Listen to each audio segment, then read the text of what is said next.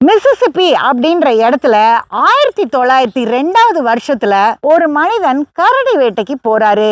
அங்க அவரை கூட்டிட்டு போனவங்க ஒரு கரடி குட்டியை பிடிச்சு கட்டி வச்சு அதை சுட சொன்னாங்க.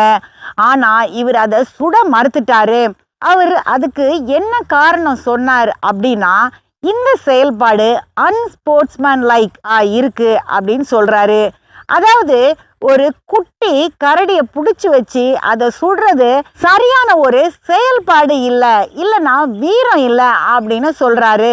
இந்த நிகழ்வு ஒரு பெரிய செய்தியா மாறிச்சு. அதை ஒரு அரசியல் கேலி சித்திரமாகவும் வரைஞ்சாங்க. ஏன் அரசியல் கேலி சித்திரம் அப்படின்னு நீங்க கேட்கலாம்.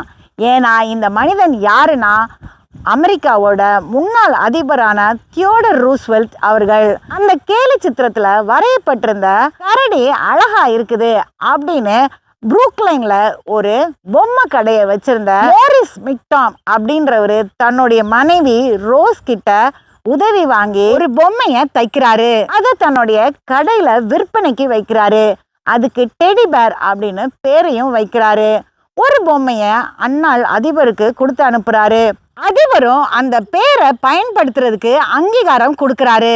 அன்னையில இருந்து அந்த விதமான பொம்மைகளுக்கு டெடி பேர் அப்படின்னு பேர் வந்தது. அதிபர் அவர்களுக்கும் இந்த பேருக்கும் என்ன சம்பந்தம் அப்படின்னு கேட்கலாம்.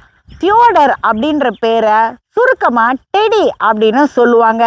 இந்நாள் வரைக்கும் டெடி பேர் அப்படின்றது பல பிள்ளைகளால விரும்பி பயன்படுத்தக்கூடிய ஒரு பொம்மையா தான் இருக்கு.